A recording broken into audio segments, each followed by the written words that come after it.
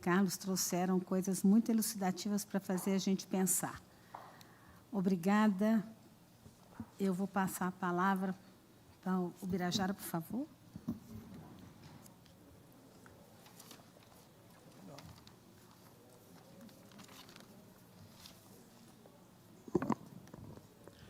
Bom dia.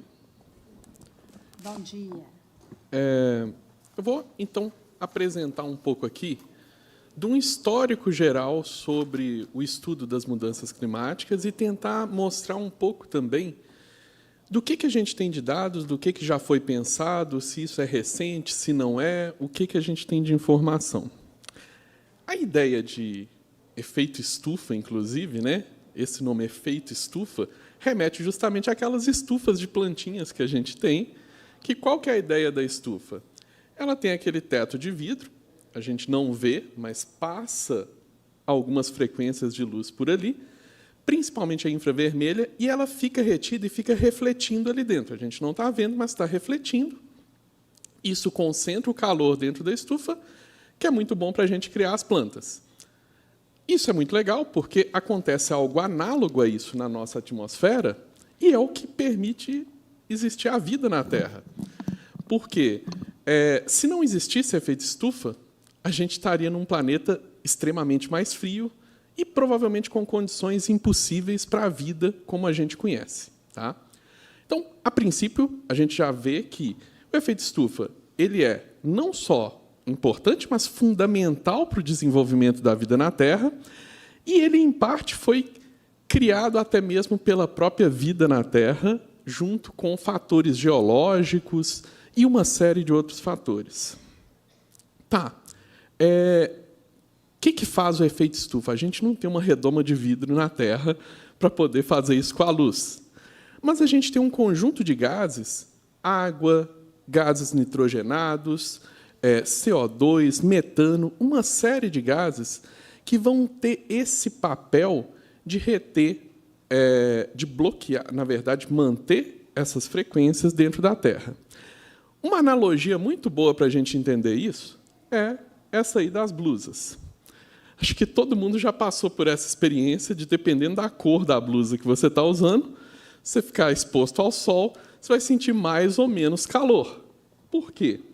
Porque as diferentes cores das blusas vão capturar mais frequências da luz, inclusive as frequências que a gente não enxerga, que transmitem mais calor e vão reter elas dentro do espaço entre a roupa e o seu corpo. Então, isso vai gerar uma sensação térmica maior. Ali em cima estão as cores e embaixo está a temperatura medida por infravermelho. É basicamente esse o efeito. As moléculas que estão na atmosfera, a água, o CO2, o metano, moléculas nitrogenadas, sulfuradas, elas vão ter diferentes capacidades de reter o calor. E tem uma coisa muito interessante, porque o que importa para o quanto que elas vão reter o calor não é só a capacidade delas, nem só a porcentagem delas, mas o quanto tempo elas perduram na atmosfera. E por isso que, por exemplo, um metano vai ter um efeito estufa muito mais prolongado do que o CO2. Tá? Então, diferentes moléculas vão ter um papel diferente no efeito estufa, e isso é bem complexo. Por quê? É a interação disso tudo que vai gerar esse efeito do quanto que a gente consegue manter a temperatura, né, a radiação que entra dentro da atmosfera. Essa história foi descoberta hoje? Não, de forma alguma. Na verdade, até vou voltar aqui para falar disso antes de falar daquele slide ali.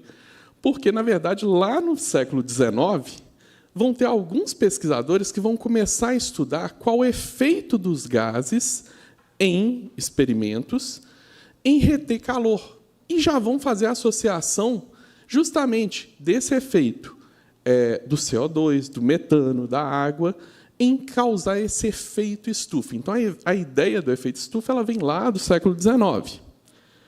Lá no início do século XX, a gente já tem uma publicação onde foi estimado o risco desse efeito se a gente começasse a emitir demais determinados gases, mudando a concentração na atmosfera. E Esse trabalho aí de 1912, ele inclusive já estima um pouco de qual seria esse risco. Passaram-se, né, alguns anos e a gente começa a ter um conjunto maior de dados, e dados, desde dados históricos de estações meteorológicas até dados mais modernos, que podem ser inferidos justamente diretamente por satélite. Ao menos nos últimos 30 anos aí, a gente tem um conjunto maior de dados sobre isso. E aí a gente começa a olhar para os dados, começa a ver o que está sendo observado na natureza nesse período. O que a gente observa aí, numa observação numa escala de tempo relativamente curta, tá? A gente olha ali de 91 até hoje. Se a gente olhar para a temperatura da Terra, o que a gente vê é tá todo ano, em média, independente de ser hemisfério norte ou sul, a gente tem a sazonalidade. Todo mundo passa pelo inverno, não os extremos, né, o inverno e o verão, um período mais frio, mais quente. É esperado que, nesses momentos, a temperatura vai cair e vai aumentar.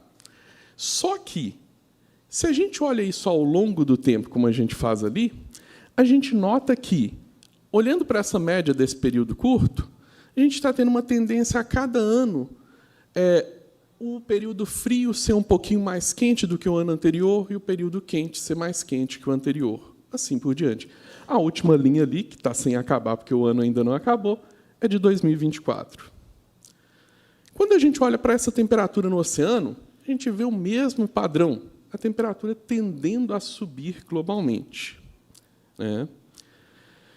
Quando a gente olha para um outro fator que não é uma causa, acaba sendo uma causa, mas ele também sofre com as consequências do clima, quando a gente olha, por exemplo, para a superfície de gelo no hemisfério norte, a gente vê que ela está tendo uma tendência em diminuir ao longo dos anos, sazonalmente. Quando a gente olha para a Antártica, o efeito é o mesmo. A gente está tendo uma tendência a cada ano de ter uma superfície menor de gelo formada, inclusive com, mais recentemente, a gente tendo várias paisagens lá chegando a se formar vegetação que não era tão comum. Quando a gente olha para a diferença entre a média histórica e a temperatura que é observada a cada ano, apesar das oscilações, a gente vê uma tendência de crescimento disso, principalmente na última década. Uma tendência não só do crescimento, ela é histórica, mas existe uma tendência de você estar acima da média histórica na última década. Então, você está vendo uma mudança acontecendo nesse período. Quando a gente olha para um fenômeno natural, que é o El Niño, que é essa mudança de temperatura, esse aumento da temperatura ali no Oceano Pacífico, o que acontece? Ele é cíclico, ele vai ocorrer de tempos em tempos, é um fenômeno natural. Mas, quando a gente olha para o quanto que ele está desviando, o quanto que ele é anômalo, ou seja, ele difere da média, a gente vê que a diferença da média aumenta com o tempo. Então, isso é mais um sintoma disso. Então, como bom cientista, você pode questionar e você pode ter argumentos para poder ver, mas espera aí, será que realmente está esquentando? E, segundo, será que realmente o homem tem algum papel nessa história? Esse cara aí, como um excelente cientista, fez exatamente isso. Richard Miller, ele, lá para final dos anos 90, ele via um monte de falhas nesse tipo de argumento. Inclusive, um dos principais argumentos dele era que as estações meteorológicas usadas para alimentar esses modelos, elas tinham uma série de problemas, inclusive problemas de série histórica, de faltar dado, e, além disso, ele apontava muito uma certa concentração dessas estações em determinados locais, o que poderia, sim, enviesar os dados. Então, crítica excelente. Mas, o que ele fez com isso? Tá, eu tenho isso, para que eu possa questionar isso, eu preciso de dados. Então, ele conseguiu, e aí vem uma parte bem interessante da história, ele conseguiu um bom financiamento para poder fazer essa pesquisa. E o que ele queria fazer? Ele queria pegar um novo conjunto de dados, ele queria pegar estações meteorológicas que não tinham dados disponibilizados, que tinham, por exemplo, esses dados em papel, então precisava digitalizar esses dados para eles ficarem utilizáveis. Só que isso dependia de viajar para diversos cantos do mundo, ter gente para poder trabalhar com esse material, digitalizar isso, e foi o que ele fez. Ele conseguiu isso, fez isso, reanalisou os dados. Então, aquela linhazinha preta lá que está Berkeley Earth é o grupo dele de pesquisa. E qual que era a expectativa dele? Todo cientista, quando ele cria uma hipótese, quando ele pensa numa pergunta e ele tem uma ideia, que é essa hipótese. Eu acho que vai acontecer tal coisa, eu acho que tal coisa existe. Qual que é o papel do cientista? A hipótese, por si só, ela não responde. Eu tenho que confrontar ela com a natureza, porque a natureza vai me falar se a minha hipótese é verdadeira ou falsa.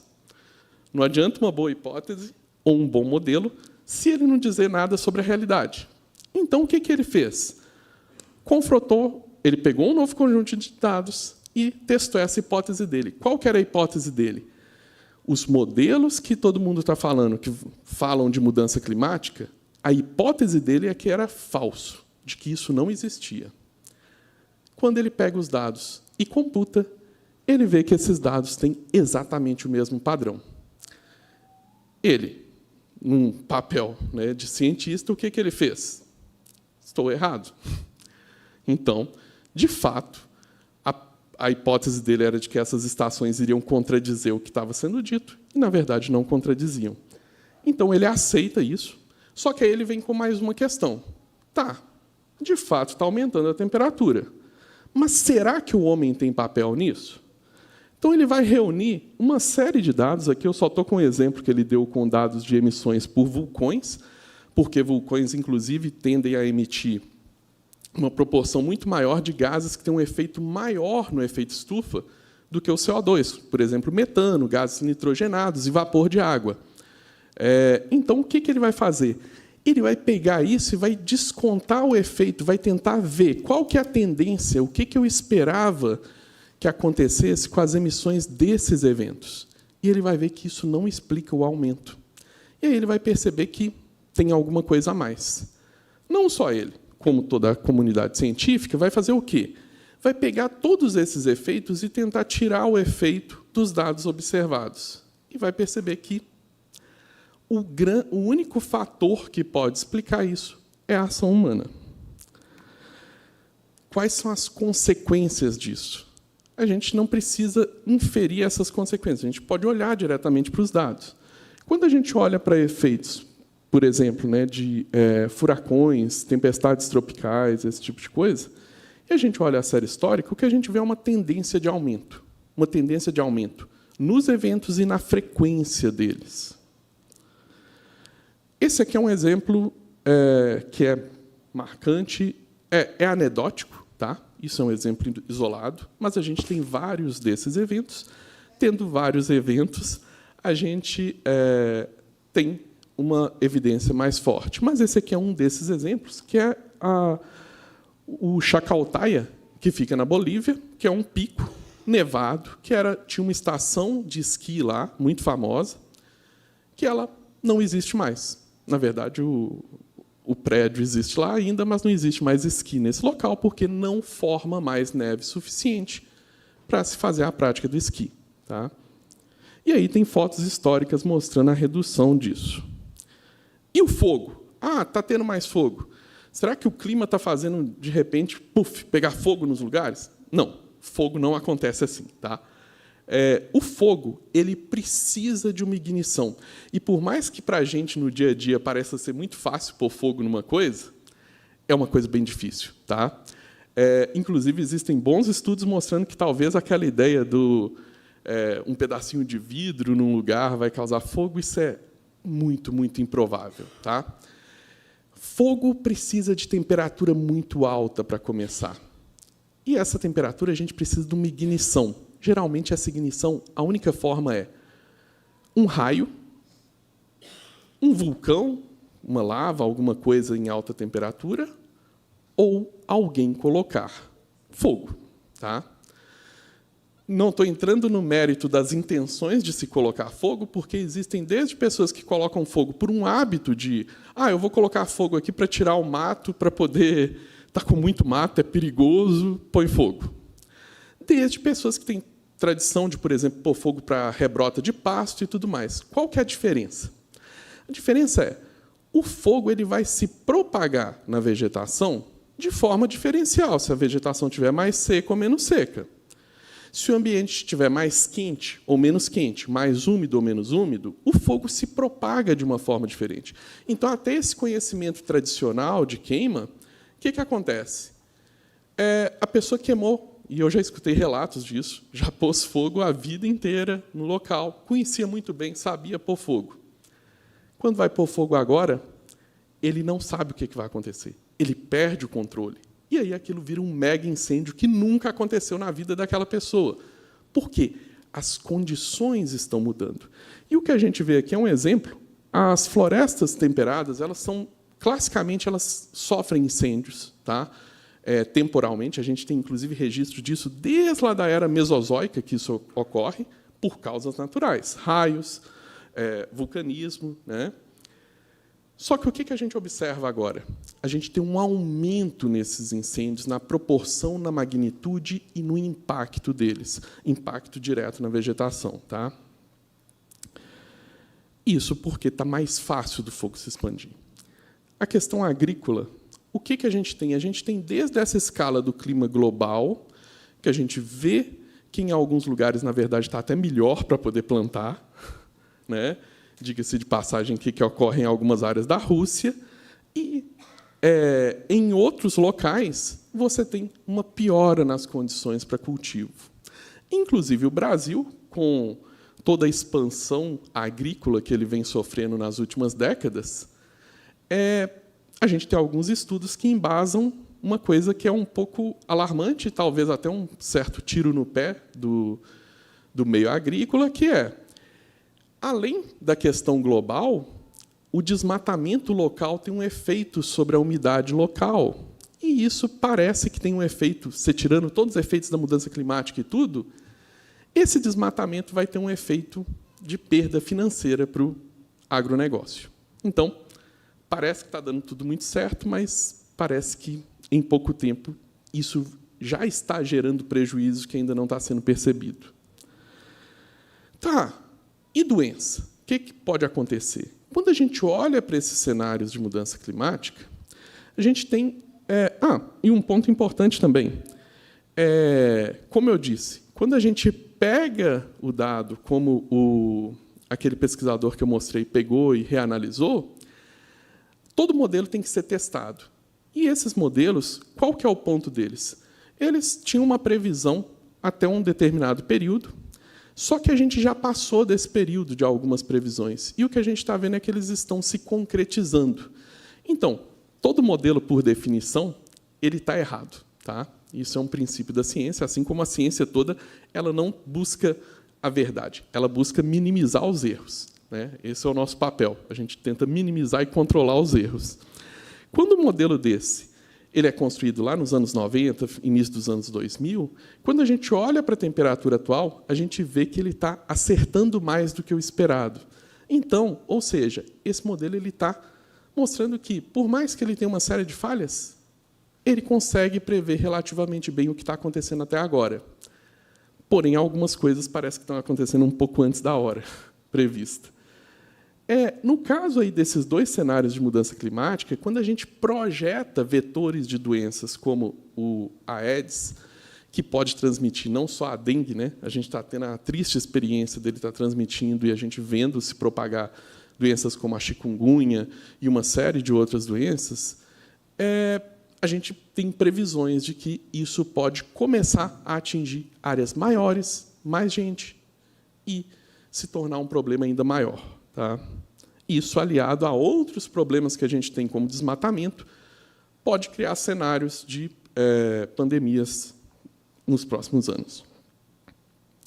Tá. E quando a gente pensa no hábitat, no ambiente que as espécies sobrevivem, né, nessa vegetação ali que forma os tipos de biomas que a gente tem, nessas projeções a gente tem que vai começar a ocorrer uma perda de vegetação que já é observada também nos últimos anos. E a biodiversidade? E as espécies que a gente tem que compõem o meio natural? Elas também vão sofrer perdas significativas por uma série de motivos, que são, de um lado, a gente tem a mudança climática, porque nós, como uma espécie de animal, como as outras, a gente depende de um ótimo fisiológico para sobreviver. Se você pegar uma pessoa, principalmente sem artefatos como as roupas, tá? E você colocar ela lá no meio do Ártico, provavelmente ela não vai durar muitos minutos, né? Ela vai sofrer um estresse fisiológico imenso, que é basicamente falência dos órgãos. Tudo bem, isso é um extremo, não é? Mas se eu pegar uma pessoa e colocar ela num ambiente que não é esse extremo, colocar ela num ambiente um pouco inóspito, um pouco mais inóspito, a pessoa pode sobreviver por algum tempo, mas ela vai ter debilidade e tudo. Isso acontece com todos os organismos. Os organismos podem passar a não se reproduzir, ou se reproduzir menos, e, a longo prazo, isso gera extinções. Isso é um dos fatores, mas a gente tem uma sinergia ruim nisso, que é, junto com isso, o que o homem está fazendo? Está desmatando. Desmatar é, basicamente, eu eliminar de uma vez só o hábitat daquelas espécies. Sem o hábitat, aquelas espécies não sobrevivem. Então, eu tenho a sinergia desses dois fatores. E eu não mostrei agora há pouco o efeito dessa mudança climática e da própria ação antrópica no aumento do número dos incêndios? Isso também causa declínio das espécies. Então, a sinergia dessas coisas gera essa predição que mostra qual é a porcentagem de perda de espécies, na verdade, não de espécies, né? Isso é um conjunto de várias variáveis de biodiversidade, para os próximos 30 anos. Né? Então, tá. Então, a gente vai morrer, pronto, vamos resolver tudo agora e acabou. Não, não é isso. A ideia não é essa. Não é esse alarmismo.